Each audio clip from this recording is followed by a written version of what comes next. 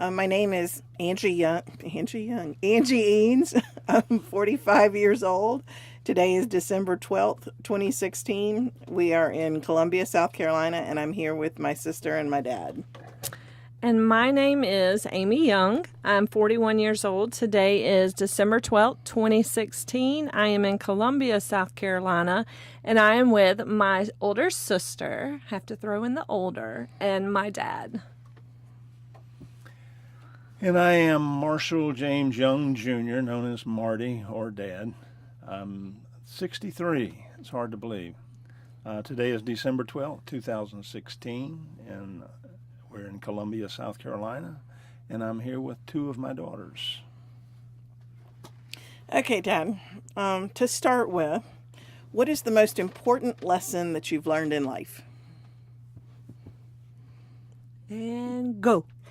And go. Well, we were discussing this earlier. The most important thing I've learned is to have patience. Something I've not been very good with during my life. I didn't do a whole lot of reading, recreational reading growing up. Read what was required in school, but when I got into college, a friend gave me a whole stack of paperbacks, and I just fell in love with them.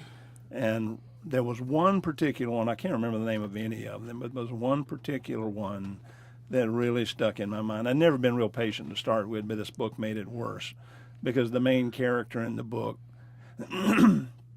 his constant refrain to himself was to make things happen. Mm-hmm. That he had spent the early parts of his life having things happen to him, and he got kidnapped, sort of like the Hitchhiker's Guide. He got kidnapped off into space, and rather than sitting waiting for things, he made things happen. Well, unfortunately, I took that to heart, and not being very patient to start with, I spent most of my life trying to make things happen. That explains a lot. That does explain a lot. It took me until maybe a month or so ago. So. Yeah, exactly. Yes. A couple of years ago, I realized that may not have been the best approach. That being a little more retrospective and giving things time to work out on their own and evaluate things was a much better approach. I would have been a much better approach. One of the things that I'll ask my clients to do a lot of times is write a letter to their younger self. There's a song that the title of the song is Dear Younger Me. You should explain why you have clients. I'm a licensed counselor, and so my job is to do talk therapy.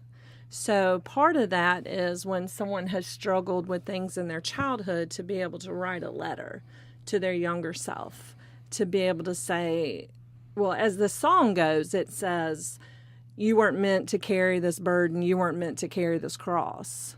You know, this wasn't about you. So if you had to write a letter to Dear Younger Me, to yourself, what would you write? Run. Run. No, you can't say run. As a young person, I was very, very focused on the here and now, with a little bit of glancing into the future, but I did well in school, so teachers asked me what I was going to do where I was going to go to college. I really did not give it a whole lot of thought, but some of my cousins went to college, there was a school up in Columbia named the University of South Carolina. I said that'd be a good place to go, and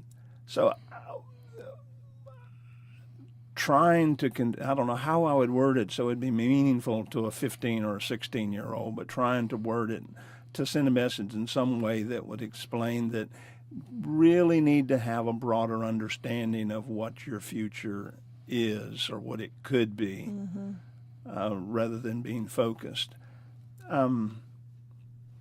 Growing up in a trailer. Here goes the trailer stories. Yeah, growing up in a trailer, my primary objective when I left home was to have a house. Mm-hmm. To have a house, you had to have a good job and you had to have money. So the vast majority of my younger life up until middle age was to do however many jobs I had to work in order to be able to go forward in my career, stumble forward in my career, in order to be able to do that.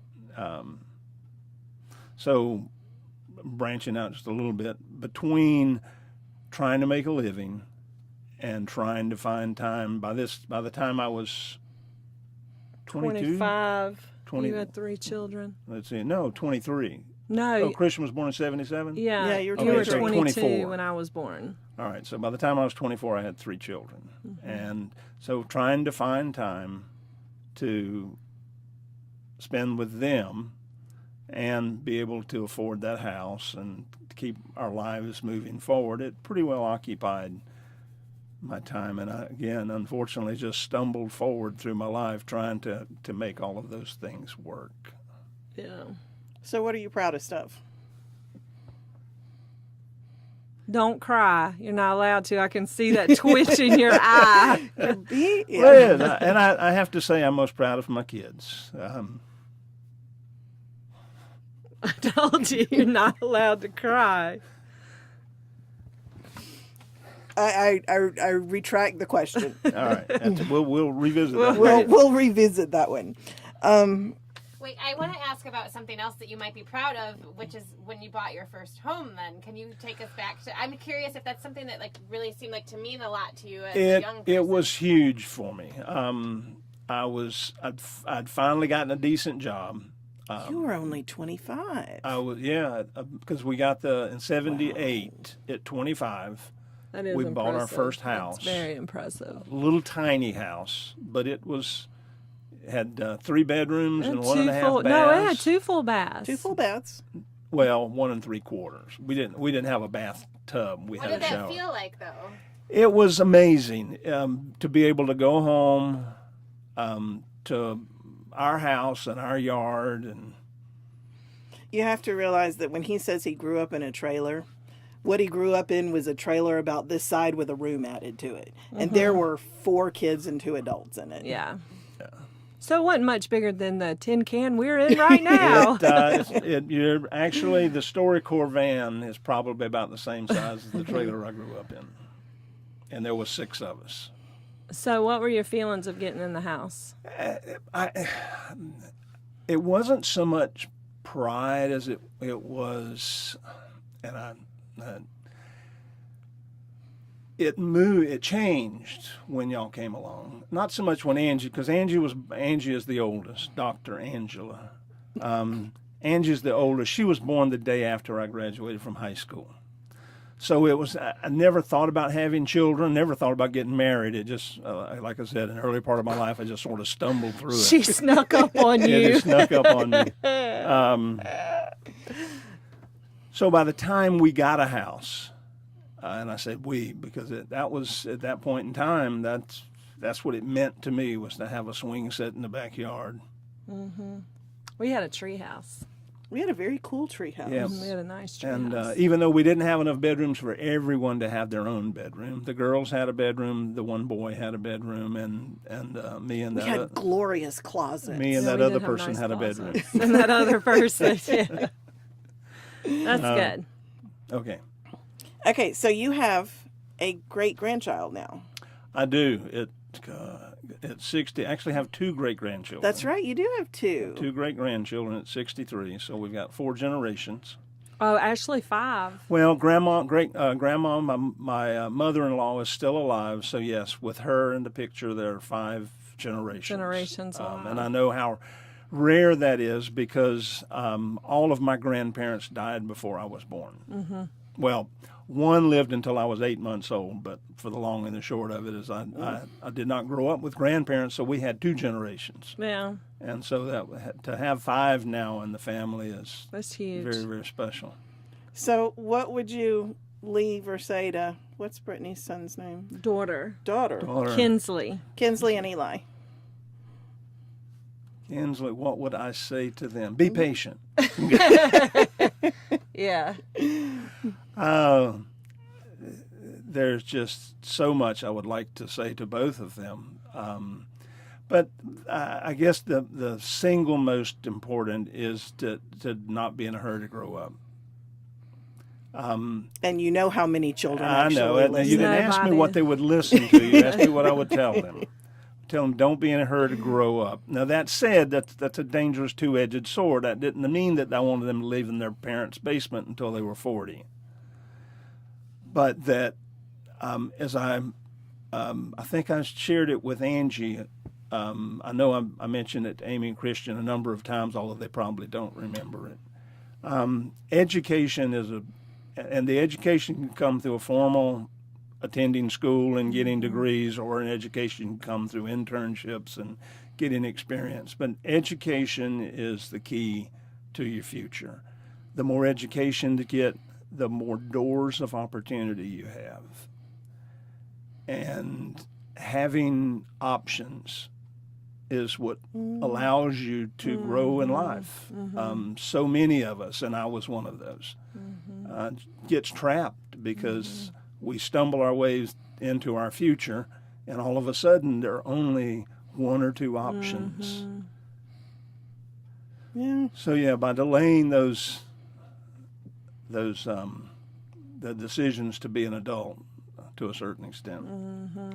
Oh, that The would have other been a thing smart that I would tell them, and I don't know that I was smart enough to realize this when the two of y'all were going through this, but No, probably not. probably not. But something I've learned, and I have shared with a number of young people, mainly young girls, because seem to have an inordinate number of nieces and granddaughters.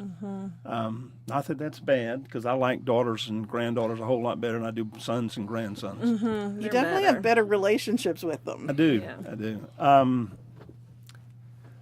When you reach adolescence, 12, 13, 14, 15, you're going to be presented with an inordinate number of things that you only get to do one time in your entire life. More often than not, they're going to present themselves to you before you get an opportunity to even think about it. So take the time now and think about it, and be prepared, because you want those things to be special. If there's something that you're going to share with someone, you want to make sure that it's somebody that's special. Because the worst thing you can do in your life, and I've done it many, many times, is look back and wish, gee, I wish I would have had more time to enjoy that, or I would have shared that with somebody that I could have enjoyed talking about it later. Ain't that the truth? Well, that's really good, because that leads us into our next question. Oh, you have a next question? Yes. Okay. What regrets do you have? Because the question actually reads, do you have any? Everybody has them. Some people have a lot. Some people have a few. But what regrets? The biggest regret that I have, I'll try not to get into all of the gory details, but I know that it'll mean a lot for Angie and Amy. In our previous life, It's a good way to say it. I found myself a single parent with custody of my 3 children, living in our family home, that home that we talked about that we had purchased. And the other member of our family that had chosen to depart found themselves extremely miserable and voiced that they would really like to become part of the family again, which I was not interested. But I saw the advantage of them moving back into the house. And there was an apartment complex that wasn't very far away. It was just a block away from where we lived. That it was easy enough. I would take an apartment.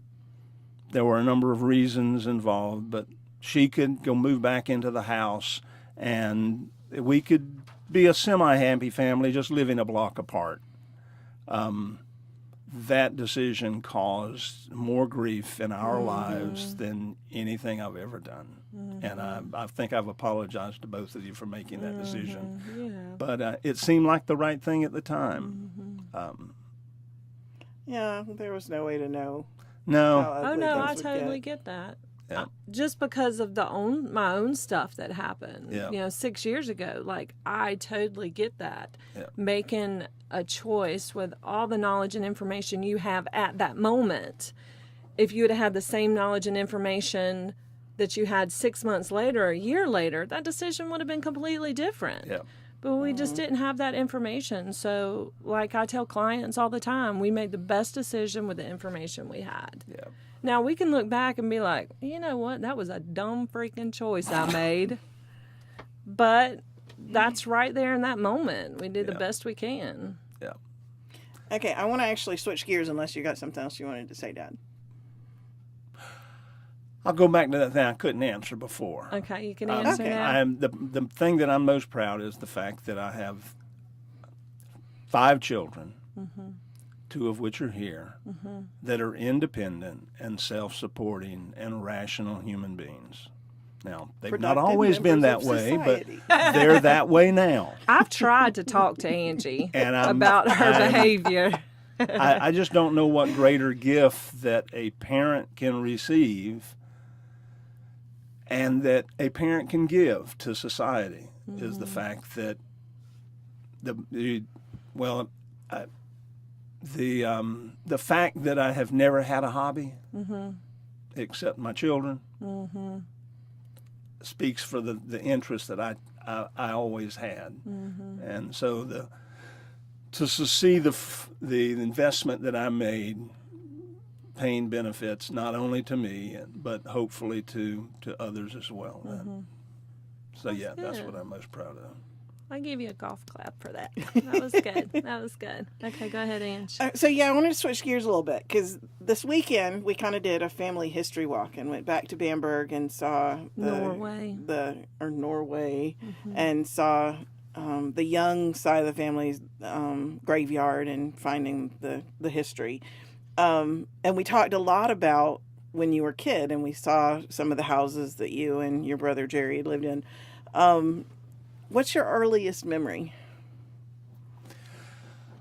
Actually, the earliest one I have, my older brother, which I have a brother that's 10 years older than me, swears that could not possibly be a memory. But my the one.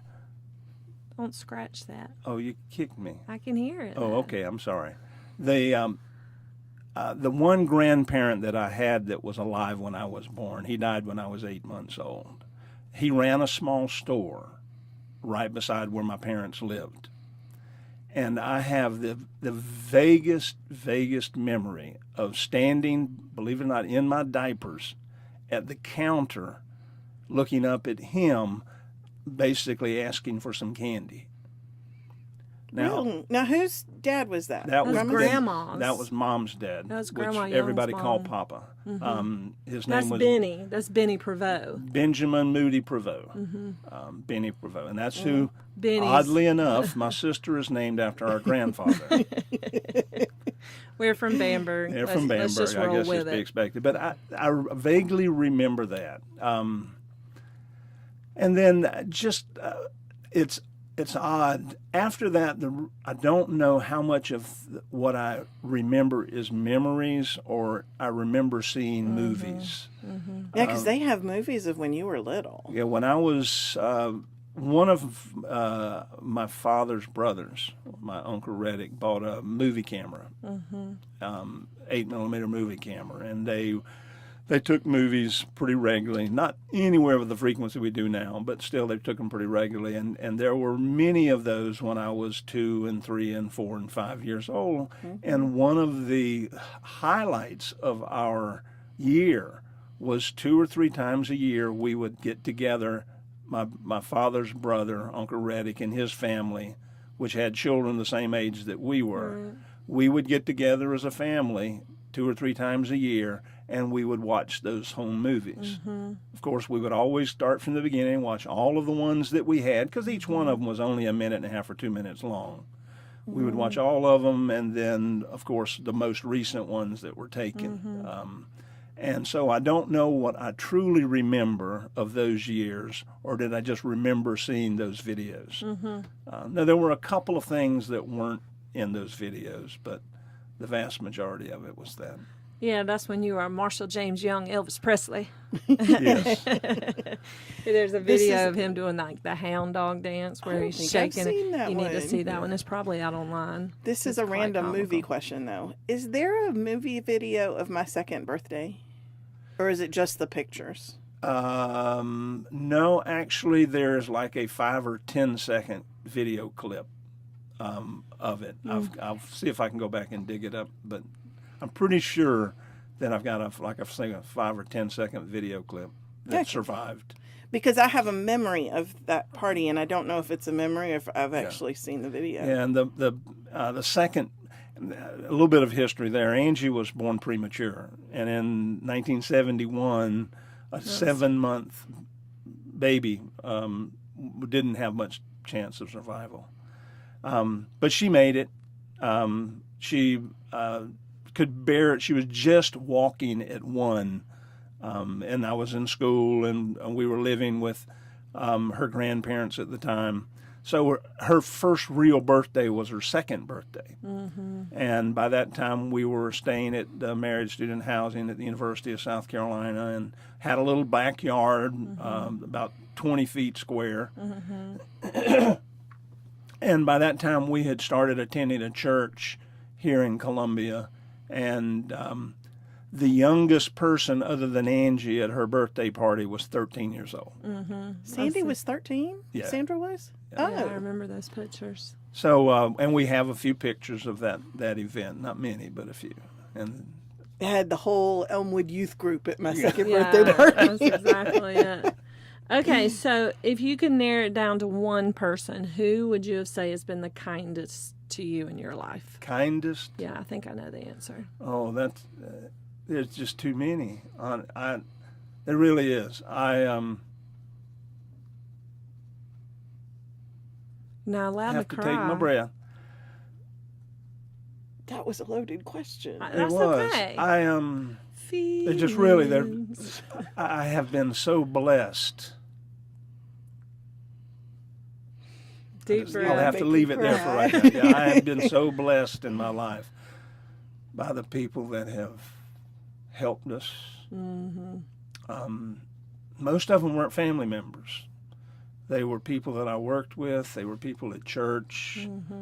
They were people that I've met in the military. Not to say that we didn't have plenty of family members, but the family members that helped because our family nobody had a whole lot.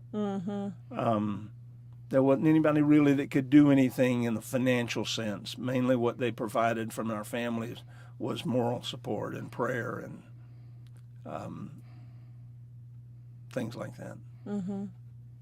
But you have to name somebody, or some few, or 3, or your top 5. Well, if the first person that, of course, that jumps out of my mind is a person that we call Granny. It was my mother's, one of my mother's older sisters. My mother was the baby of the family, and Granny used to tell the story whenever we would be somewhere together, and she was introducing me to her friends that I was her nephew by birth and her grandson by choice. That sounds like Granny. Yeah, and it was. She was a good granny. You can't cry about her. 'Cause then you'll make me cry. Yeah. She was, because one of the last times she was well enough for me to pick her up and take her to Grandma's house is when we pulled up in the driveway of her house on Church Street, and I was dropping her off. We were in the little red truck that's been passed to 5 people, I think, in our family. More than 5. Yeah, so when I dropped her off there, and she had to have been like 85 or 83. I mean, she was older than Jesus. But she put her hand on my thigh and patted my thigh. And she said, "I don't know why the good Lord still has me here, but whatever it is, I hope I can do it." And like that, those words ring in the back of my head constantly. That she just made that comment one day, and I gave her a hug, and she walked inside. But that, talking about influence and a great impact, I mean, how many people tell you a one-liner and then you remember it? And that was, 15 years ago? Yeah. Because that was right before she got sick. But it's just really, just so many people when as I mentioned, Angie was born the day after I graduated from high school, which means, of course, that I got married in my senior year of high school. Mm-hmm. Well, back in the olden days, in 1971, they didn't allow pregnant girls. Pregnant girls. They didn't. I don't know that they had a problem with married, but they didn't allow pregnant girls to stay in high school. So Angie's mother, in January of her senior year, was told she couldn't attend class anymore. Well, one of my teachers contacted me and said that she would be more than happy to tutor Janet. Was that Miss Davis? That was Miss Davis. More than happy to tutor her after school on her own time at no charge, so that she could get her diploma and graduate with the rest of the class. That's pretty impressive for 1971. Yeah, Miss Davis went on to be the principal of that high school, and was actually the stadium is now named after her. She was a wonderful, wonderful woman. But I mean, she had no reason. Matter of fact, she had never even been my teacher. Mm-hmm. That's right, because she taught senior English. I was in her class for 2 weeks. But she knew me. She had known me the entire time I was in school. When I got ready to graduate, again, I was the first person in our family to attend college. Had no finances. I wasn't smart enough to know that they had student loans and Pell Grants and things of that nature. I just figured I had to save the money and go. Mm-hmm.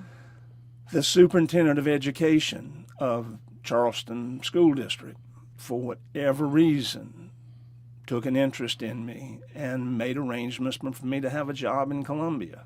Oh, wow. Yeah. That's huge. You probably need to explain why Miss Davis was only your teacher for 2 weeks. Because it sounds like you suddenly left school. For those Tell people the short version. For those people that know U.S. civil rights history, the 1959, 53 or 54, the Brown versus Board of Education said that segregation was not equal. Right. And they said that schools had to segregate or integrate.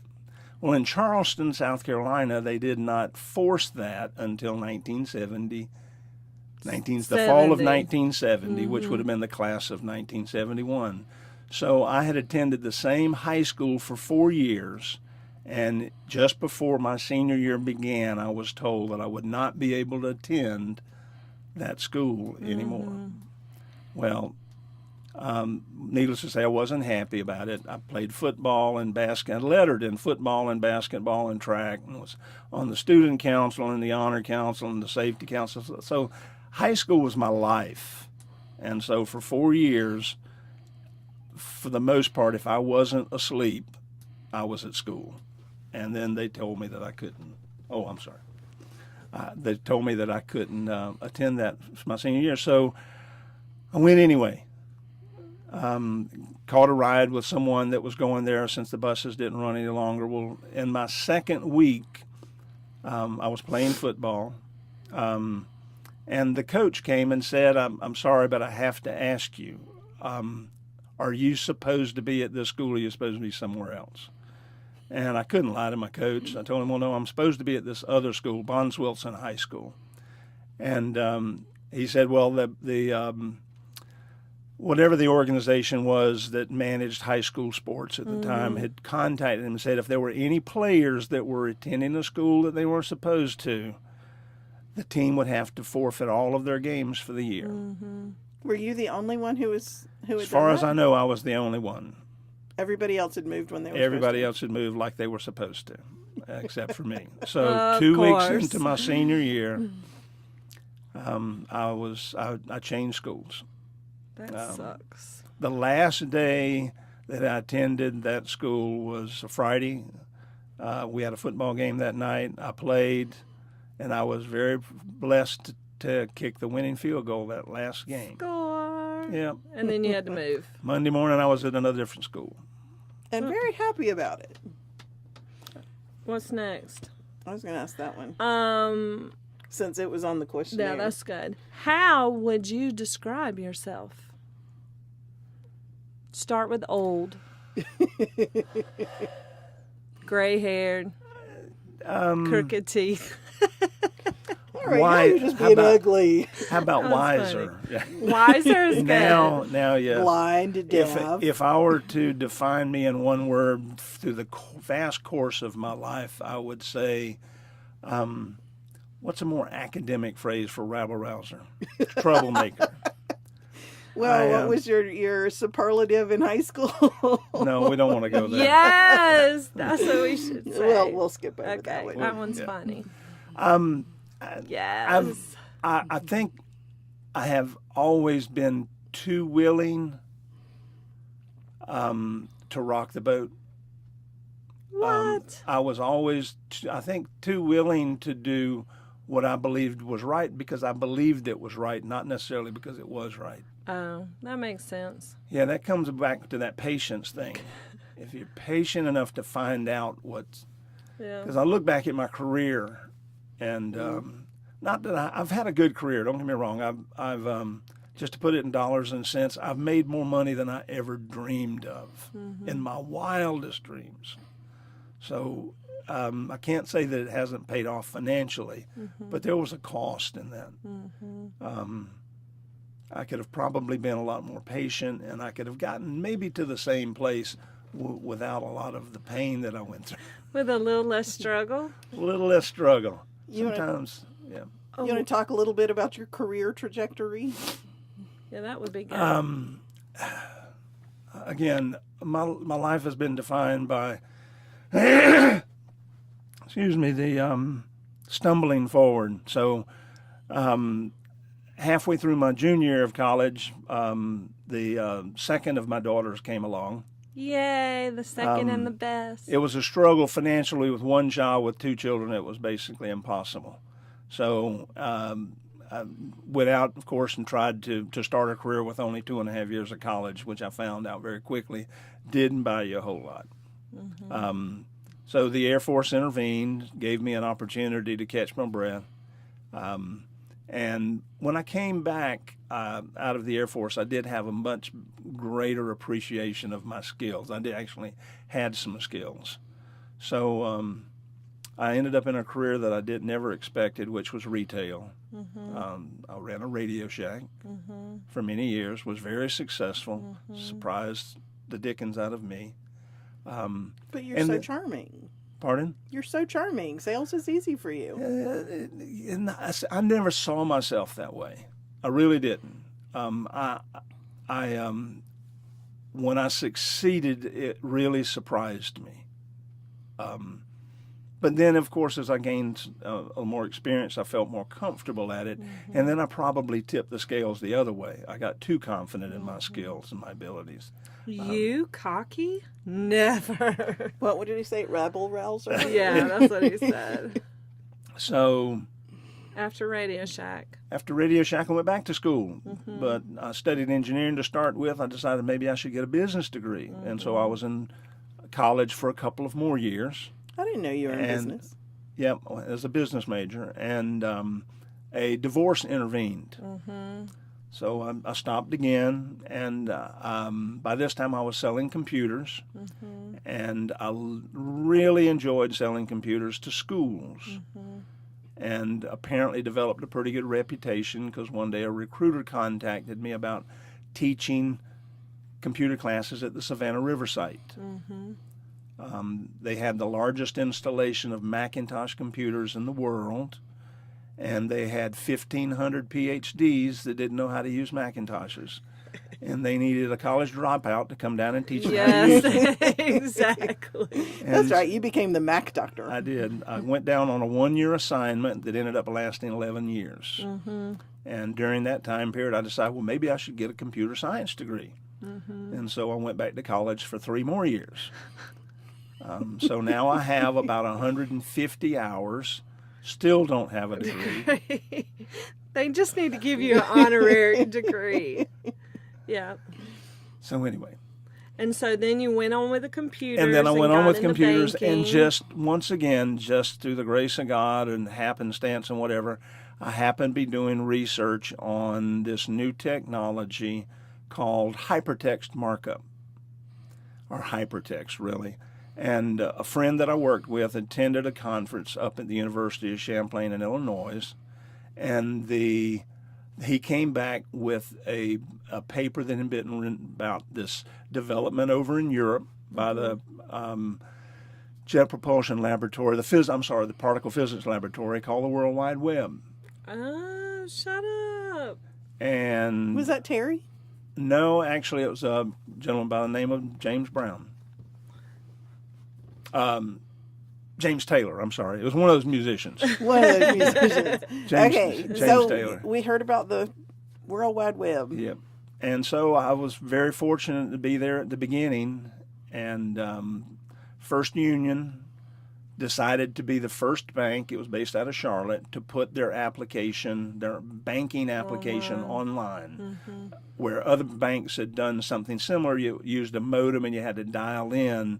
This was going to be truly an internet application. They were putting together a team to do that, and they hired me to be the operations manager. Wow, I didn't know that. Yeah. That's very cool. And then you started going to the highest bidder for a while. And then for the next 10 years, I basically went from one company job to another, another. whoever was willing to pay me the most money. And traveled up and down the East Coast, ended up on Wall Street, or just a few blocks off of Wall Street. And Right before 9/11. Right before 9/11. And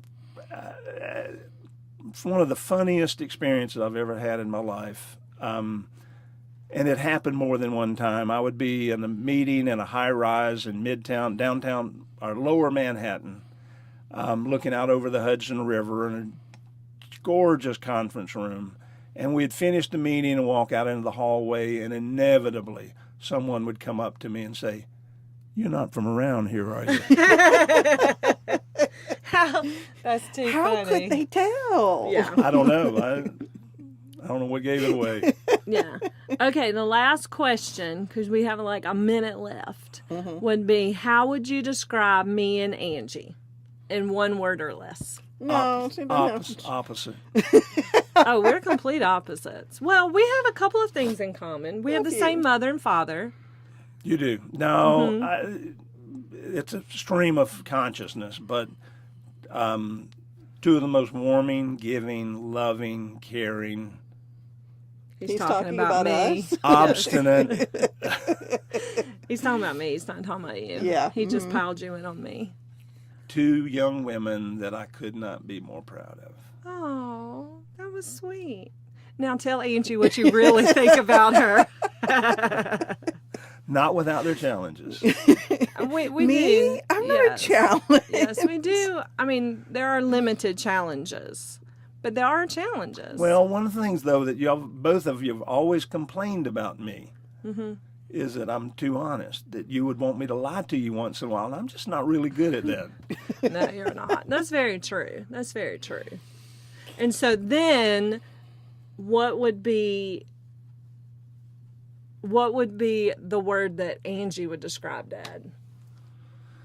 Not you, Angie. Oh, she how has would to I answer. describe him? Yeah. Intellectually introspective.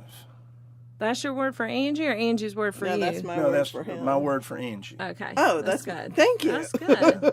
I don't really know what that means, but I can break That's the why he words keeps saying it down. to me. I can break the words down, and I can figure it out. Okay, then what's mine? I'll refrain. Nobody asked you. There's only one word to describe you in any way, shape, or form. And what's that? And that's extroverted. That. Oh my Yes. gosh, that is so true. That's a good That's word. just it. And you know, That's a good word. Okay, Yeah. so what would your word be for Dad? My word Dad, for that. Angie has to give you a word, Okay. Dad. What would be their word? Or a few words. I don't know. You didn't prep me for this question. Do you No. have an answer before while I think about it? I Well- need to be intellectually introspective for a minute. Okay, have a word so for it? I'm the extrovert. Yes. Oh my gosh, you are the biggest pain in the butt ever. No. There are, just to say this, all of my friends have always been jealous of the father I have. They've all been jealous. And they've always said, I wish my dad was like your dad. And so regardless of the challenges we have had, I wouldn't trade you for anyone else. So, one word, I'm just very thankful. So, that's what I would say. I think the first word I ever described Dad as is that you've always been a much better friend to me than you have been Dad. Mm-hmm. And that came with its challenges and its benefits. And I've loved the fact that we have grown up together and that we can sit and talk to the exclusion of the entire world. Oh, y'all can talk all day long. But like I said Sunday, You have 10 seconds. you have been a great dad. And I don't think I've ever been fair to you in telling you what a great dad you've been. You are. You're a pain, but we're overlooking those pains. Now, you notice are. I don't have anything to say about him being a pain because you're the problem. I know. But we appreciate you and we love you.